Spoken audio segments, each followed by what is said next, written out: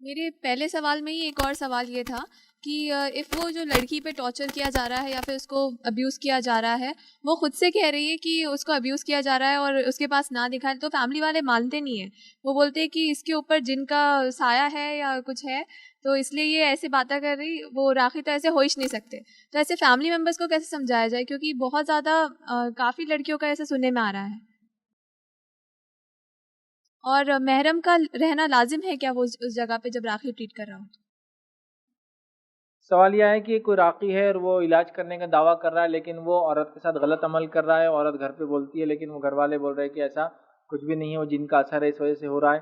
तो वो खातून बहरहाल इस मामले में क्या करें? तो देखिए, सबसे पहली चीज़ ये कि किसी भी इंसान पर, चाहे दीनदार हो गैर दीनदार हो, इलाज रूहानी कर रहा हो या जिस्मानी कर रहा हो, उतना ही एतमाद कीजिए जितना एक रैशनल इंसान, जिसको कहेंगे एक प्रूडेंट इंसान, जिसको कहेंगे सोच और समझ रखने वाला इंसान करता है। एक डॉक्टर से कितना भरोसा करते हैं बताइए? एक डॉक्टर अगर ये बोले कि आपकी लड़की को मेरे पास भेज दो, उसका चेकअप करना है, आप लोग बाहर निकल जाओ, कोई अंदर मत आओ, तो क्या आप छोड़ देंगे?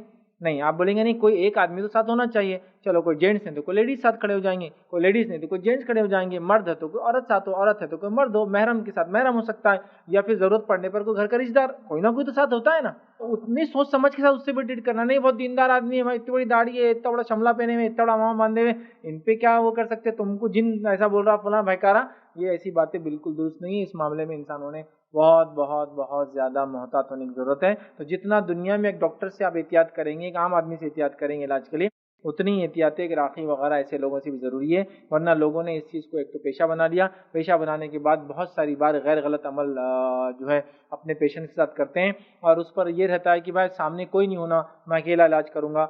शरई एतबार से ऐसा कोई इलाज नहीं है जो राखी को गैर महरम औरत के साथ उसको अकेली रखकर उसके साथ जो है बगैर महरम के वो करे। उसका काम है कि वो उसके महरम के सामने ही उसका इलाज करे। बल्कि अगर औरत ये कहे कि मैं बगैर महरम के आ रही हूँ, तो भी वो कहे कि नहीं, किसी को लाओ, ये बेटर है। सिवाय इसके कि औरत मजबूर है, बेसहारा है, कोई उसका है नहीं, तो फिर भी बाकी का काम है किसी और को बुला के अंदर खड़ा करे, ताकि तीसरा आदमी सामने रहकर देखे, ताकि वो गवाह हो। अगर औरत को गलत इल्जाम लगाए तो नहीं नहीं, मैं तो ऐसा नहीं किया, ये आदमी सामने था, या ये औरत को हमने बुला लिया था एहतियातन, चूंकि इन्होंने कहा ये अकेली बेचारी। तो ये एहतियात बहुत बहुत ज़्यादा ज़रूरी, याद रखिए। वरना इसमें बहुत सारी बार बेहतियाती होती है और बहुत सारे नुकसान, याद रखिए। वो आदमी को इलाज करने वाले हो जाते कभी, मतलब पेशेंट की शर से, और कभी उस आदमी की वजह से पेशेंट को शर पहुंचता है, याद रखिए।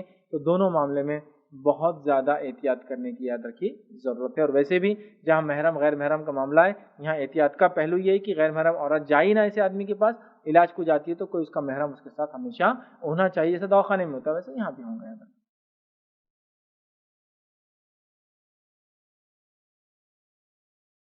अस्सलाम वालेकुम। आप भी हमारे इस काम में ताउन करें अपनी ज़कात और सदक़ात के ज़रिए। डोनेशन डिटेल्स के लिए डोनेट अस पर क्लिक करें। अगर आपको हमारे वीडियोस पसंद आए हैं तो इसे शेयर करें और सबके हकदार बनें। रोज़ाना हमारे वीडियोस को पाने के लिए हमारे यूट्यूब चैनल को सब्सक्राइब करें और बेल आइकन दबाएं। हमसे दीगर सोशल मीडिया पर जुड़ने के लिए वीडियो में दिए गए आईडी को सर्च करें। जज़ाकल्लाह।